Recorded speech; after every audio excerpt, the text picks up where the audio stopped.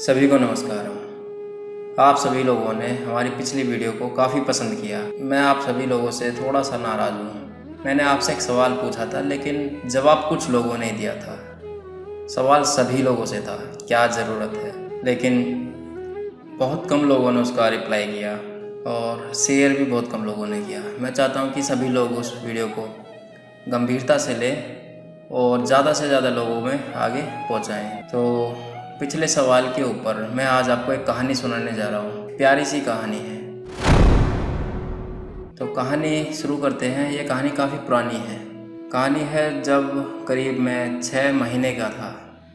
मेरे पैदा होने के 6 महीने बाद की कहानी है ये, जब मेरी पहली नौकरी लगी थी। आप सोच रहे होंगे कि मैं 6 महीने का था तो मेरी पहली नौकरी, 6 महीने का बच्चा नौकरी कैसे कर सकता है। तो उसमें क्या था कि एक लेडीज़ मुझे उठाती थी, गोद में ले जाती थी और रोड पर भीख मांगती थी मुझे दिखा करके। मैं एक छोटा बच्चा उनकी गोद में होता था और मुझे दिखा करके लोगों से भीख मांगने का काम हुआ करता था। तो ये मेरी पहली नौकरी थी। मैं उस महिला की गोद में रोज़ जाता था और रोज़ वापस आता था। इस नौकरी के रहते मुझे रोज़ दूध मिलता था पीने के लिए और धीरे धीरे जैसे जैसे मैं बड़ा होता गया वैसे वैसे मुझे खाना भी मिलने लगा। धीरे धीरे इन लोगों के बीच में मैंने और भी चीज़ें सीखी, जैसे कि चोरी करना। मैं एक अच्छा पॉकेट मार बन गया था और आगे चल के मैंने बहुत अच्छी भीख मांगना भी सीखा था। लेकिन जैसे जैसे मैं बड़ा होता जा रहा था, पता नहीं कैसे मेरे अंदर कुछ चीज़ें समझ में आने लगी कि जो मैं कर रहा हूँ ये थोड़ा गलत सा नज़र आ रहा है। किसी की जेब काटना मुझे बिल्कुल भी सही नहीं लगा। चोरी करके दूसरे को बड़ा तकलीफ़ होती होगी, वो बड़ी मेहनत से पैसे कमाता होगा और मैं फट से उसकी जेब से पैसे निकाल लेता था, तो मुझे ये बिल्कुल भी सही नहीं लगा। तो जिन लोगों के बीच में मैं था, क्योंकि वो लोग उतने अच्छे तो नहीं थे, तो उनके चंगुल से निकलना भी आसान नहीं था, लेकिन जैसे तैसे मैं उन सभी लोगों के चंगुल से बाहर निकला और एक नई जगह ढूंढी। अब नई जगह ढूंढी तो मुझे पैसों की भी ज़रूरत थी सर्वाइव करने के लिए। तो अब मेरे पास 2 रास्ते थे। मेरे को बहुत अच्छे से भीख मांगना भी आता था और मैं बहुत अच्छे से चोरी भी कर सकता था। लेकिन चोरी से बचने के लिए ही मैं उन लोगों से बाहर निकला। अब मैं भीख मांगने में बहुत एक्सपर्ट था, तो मैंने शहर में देखा कि कौन सा इलाका है जहाँ पे बहुत अच्छे से भीख मिल सकती है। तो मैंने करीब 2 महीने भीख मांगी। 2 महीने में मेरे पास करीब 4-5 लाख रुपए इकट्ठे हो गए थे। 4-5 लाख रुपए इकट्ठे होके अब मेरे पास रहने के लिए थोड़ा सा हो गया। अब मैंने एक कमरा किराए पे लिया और मैंने एक टीचर हायर किया जो मुझे पढ़ाने लगा। जब वो मुझे पढ़ाने लगा तो मुझे दुनिया के बारे में थोड़ा सा समझ में आया, दुनिया में क्या क्या चल रहा है। धीरे धीरे मैंने पढ़ाई की और कुछ काम करना भी शुरू किया। उसी पढ़ाई के बेस पे मैंने कहीं नौकरी शुरू कर ली। छोटी मोटी नौकरी शुरू की, बहुत कम पगार हुआ करती थी उसमें नौकरी में, लेकिन मुझे एक अच्छा काम करना था। धीरे धीरे काम करते करते अब मुझे शादी करनी थी।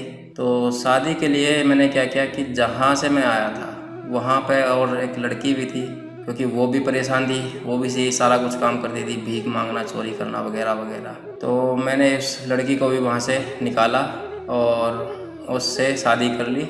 अब हम दोनों एक साथ में रहते हैं। अब कुछ दिन के बाद में हमारा एक बच्चा हो गया। अब बच्चा होने के बाद में आई बड़ी तकलीफ़। मैं बच्चे को भी एक अच्छा इंसान बनाना चाहता हूँ, तो उसके लिए एक अच्छा स्कूल होना चाहिए। मैं एक अच्छे से स्कूल में गया, वहाँ गया और उन्होंने हमसे पूछा कि बच्चे की माँ का नाम क्या है। हमने बता दिया बच्चे की माँ का नाम। फिर उन्होंने पूछा बच्चे के पिता का नाम, बता दिया वो भी हमने।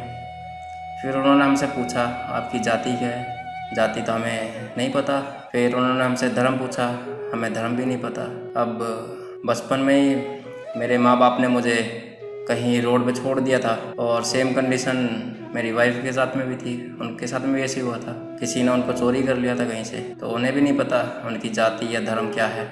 अब हमें अपने दोनों पति पत्नी को अपनी जाति या धर्म के बारे में बिल्कुल भी नहीं पता है और हमारे बच्चे की जाति सवाल ही नहीं उठता। तो हमारे जो स्कूल के प्रिंसिपल हैं उन्होंने बिना जाति और धर्म के हमें स्कूल में बच्चे को एडमिशन नहीं दिया। क्या मेरे बच्चे को शिक्षा नहीं मिलनी चाहिए या मिलनी चाहिए? सवाल फिर से खड़ा हुआ आपके सामने, क्या ज़रूरत है उस कॉलम की। अगर वो कॉलम ना होता तो आज मेरा बच्चा स्कूल में होता और अच्छी शिक्षा प्राप्त करता, लेकिन स्कूल में एडमिशन नहीं मिला सिर्फ उस कॉलम की वजह से। क्या ज़रूरत है उस कॉलम की? मेरे बच्चे की जाति क्या होगी, मेरी क्या जाति है, मेरी वाइफ की क्या जाति है, क्या धर्म हम सबका? सही मायने में देखें तो हमारी जाति मनुष्य है। मैं मनुष्य जाति से बिलोंग करता हूँ। मेरे 2 हाथ, 2 पैर, 2 आँखें, 1 नाक, 1 मुँह, ये मनुष्य में होता है। मेरा धर्म, शायद इंसानियत मेरा धर्म हो सकता है, या फिर जो भी मैं काम करूँ। आप लोगों से पूछता हूँ, क्या है मेरे बच्चे की जाति, क्या है उसका धर्म? प्लीज़ कमेंट बॉक्स में ज़रूर लिखें और मुझे जवाब दें। नमस्कारम।